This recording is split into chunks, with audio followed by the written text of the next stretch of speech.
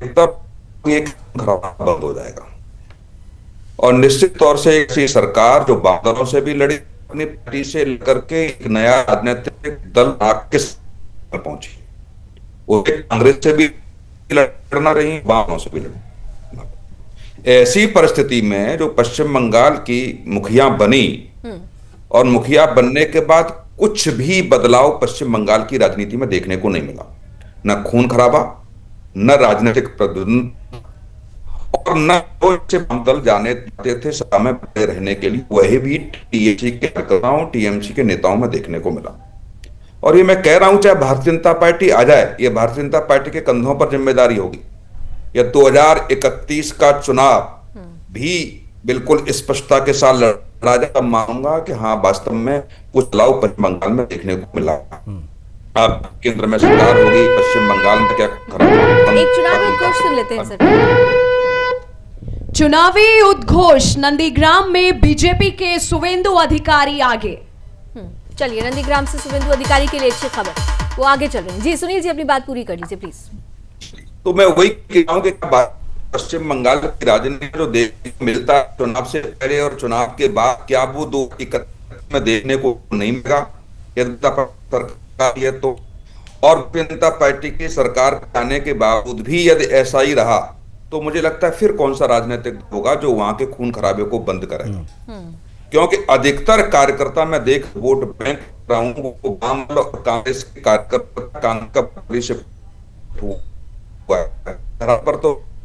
Sir audio बहुत clear नहीं आ रहा आपका, ऑडियो थोड़ा प्रॉब्लम कर रहा है, थोड़ा ऑडियो प्रॉब्लम कर रही है। लेकिन आपने मुद्दा बहुत इंपॉर्टेंट उठाया है कि अगर खून खराबा बंद नहीं होता है तो आखिर ये जो रक्त रंजित इतिहास है उस पर कहते हैं ना कि पूर्ण विराम कैसे लगेगा, कि अगर यही परिस्थिति रही तो ये चैलेंज तो अनिरुद्ध जी आप लोगों के लिए रहेगा, अगर आप यहाँ पर जो रुझानों में दिख रहा है अगर वो नतीजों में तब्दील हो जाता है तो। लेकिन इससे पहले, क्योंकि तौसीफ हमारे साथ जुड़े हुए हैं, तौसीफ रजा हैं, बहुत देर से टीएमसी से हमारे साथ हैं। तौसीफ, 115 पर आपकी पार्टी है फिलहाल रुझानों में, लेकिन बीजेपी 175 के आंकड़े को छूट चुकी है। क्या अभी भी आपको भरोसा है कि टीएमसी ही वापसी कर रही है और ममता बनर्जी चौथी बार मुख्यमंत्री बन रही है? तौसीफ, बिल्कुल भरोसा है। रिजल्ट पूरी तरीके से खत्म होने की, जब तक रिजल्ट कंप्लीट नहीं होता तब तक आप भरोसा। अगर आप कहां से रहा है ये बता दीजिए, ये कॉन्फिडेंस आ कहां से रहा है? ये कॉन्फिडेंस बंगाल की जनता से ही कॉन्फिडेंस है, और बंगाल की जनता ने वोट दिया है। जाहिर सी बात है, हम उम्मीद 15 साल से सरकार पे हैं, तो बंगाल की जनता पे टिके हुए हैं। नहीं, बंगाल की जनता की आप बात कर रहे हैं, लेकिन अभी थोड़ी देर पहले सुवेंदु अधिकारी एक बयान दे रहे थे। वो ये कह रहे थे कि जहां जहां हिंदू बहुल इलाके हैं वहां कंफर्म बीजेपी आ रही है, और जहां जहां मुस्लिम बहुल इलाके हैं वहां पर टीएमसी का खाता खुल सकता है।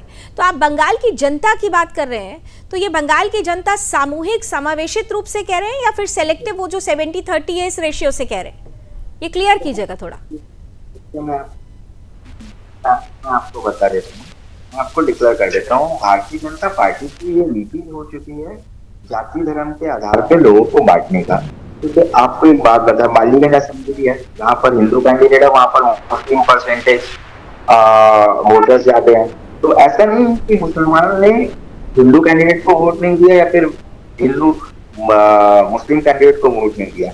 बंगाल एक सेकुलर स्टेट है और सेकुलरिज्म से ही चलता है। यहाँ की मुख्यमंत्री जो है वो भी एकता को बनाए रखती हैं और एकता से ही बंगाल चलता है। स्टेट होता है तो फिर यहाँ लोग निकल कर आज जय श्री राम के नारे गूंज रहे हैं। सर आप देखिए ना, तस्वीरें आने लगी है।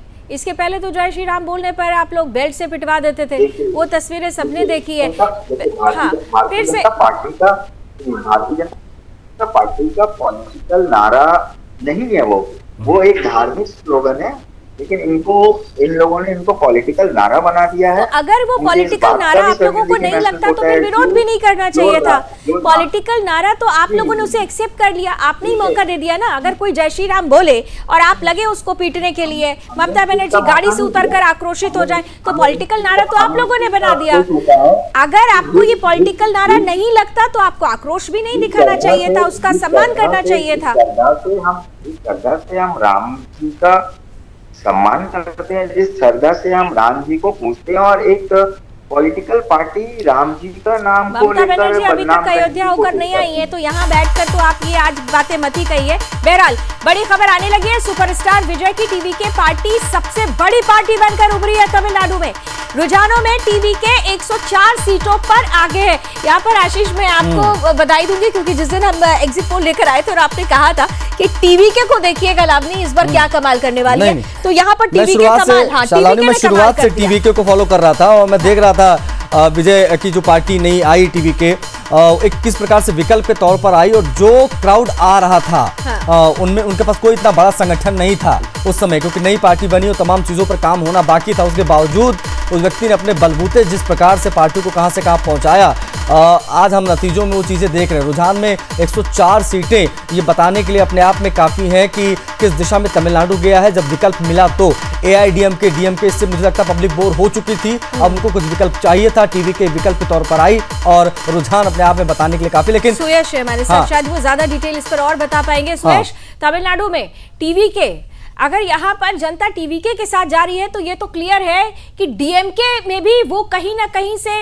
डीएमके से भी निराश थी। भले ही बहुत सारी योजनाएं थी जिसका जिक्र हम लोग ने बीते डिबेट्स में और डिस्कशंस में किया भी है, लेकिन यहाँ पर उन्होंने ऑप्शन के तौर पर टीवीके पर भरोसा ज्यादा जताया है। सुयश, के रुझानों के अनुसार देखिए टीवीके जो है विजय थालापति की पार्टी सबसे बड़े दल के रूप में 104 सीटों के साथ आगे ट्रेंड कर रही है।